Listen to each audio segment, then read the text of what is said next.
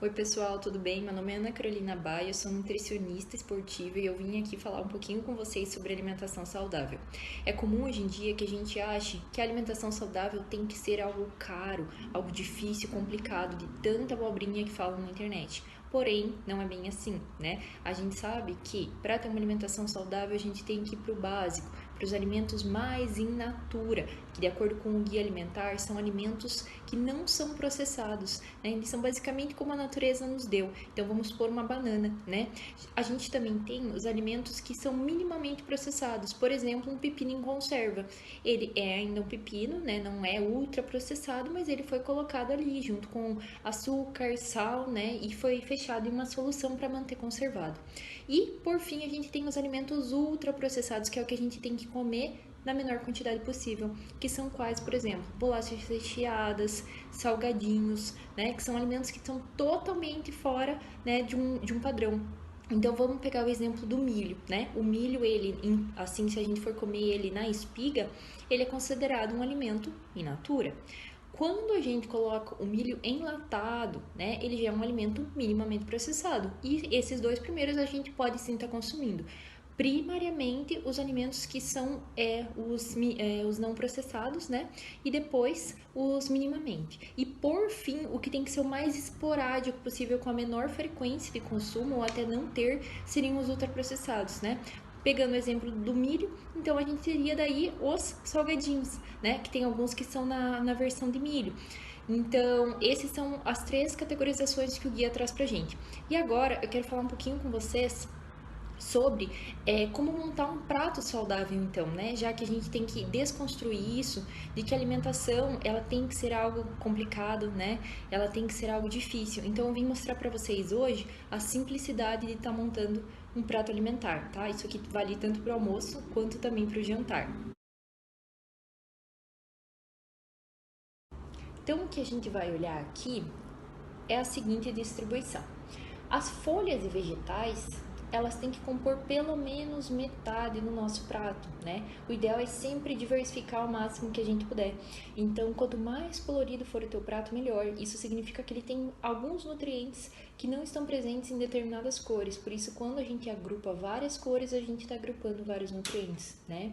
Então, sempre folhas verdes. Aqui a gente tem, por exemplo, um tomate, que seria um alimento fonte de licopeno. A gente tem também cebola roxa, né, que seria um alimento fonte de quercetina, e assim sucessivamente, dependendo da cor de cada alimento, né. Assim a gente também tem o quê? Que um quarto aqui tem que ser a composição, né, das proteínas. Então, aqui podem, né, no caso, né, a gente está tratando um guia alimentar para a população em geral, não para vegetarianos nem veganos. Então, aqui entraria proteínas, né, que são de origem animal. Então, poderia ser um frango, poderia ser ovos, poderia ser carne bovina, carne de porco, peixe, de acordo com a preferência de cada pessoa. Então, um quarto do teu prato fica para a porção proteica.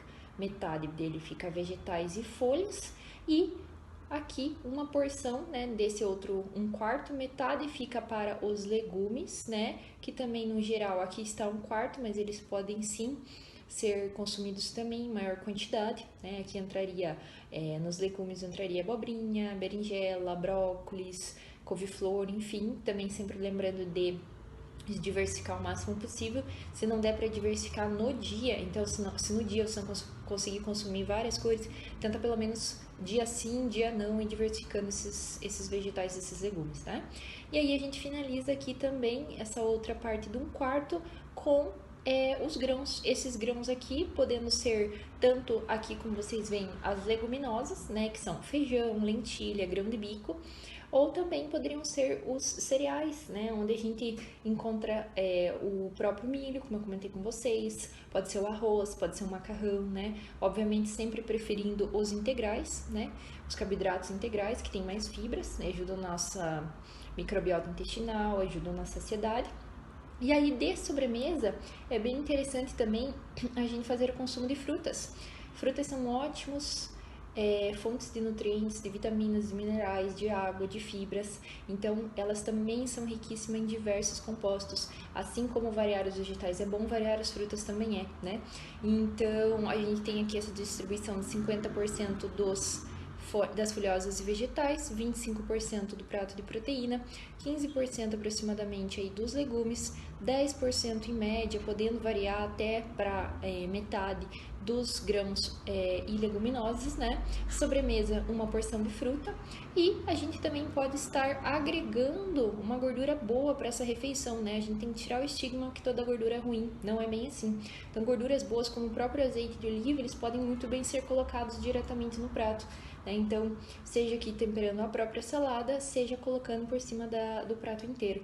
Então, são formas que a gente tem de montar um prato saudável com o básico da nossa alimentação, que é o arroz, feijão, carne, salada e fruta, né? Aqui é tudo, vamos dizer, possível dentro de um orçamento. Eventualmente, às vezes, o valor da carne vermelha tá mais alto hoje em dia, mas a gente pode estar sim substituindo por outras proteínas que têm um valor um pouco mais acessível e não deixando então faltar isso, né? Todos os outros alimentos e nutrientes no nosso prato. É isso então, gente. Espero que vocês tenham gostado, que tenha ficado bem claro. Qualquer dúvida, vocês podem estar mandando para mim, né? Meu Instagram é @anacebaio. Eu vou adorar responder todos vocês por lá, tá bom? Um beijo e até a próxima.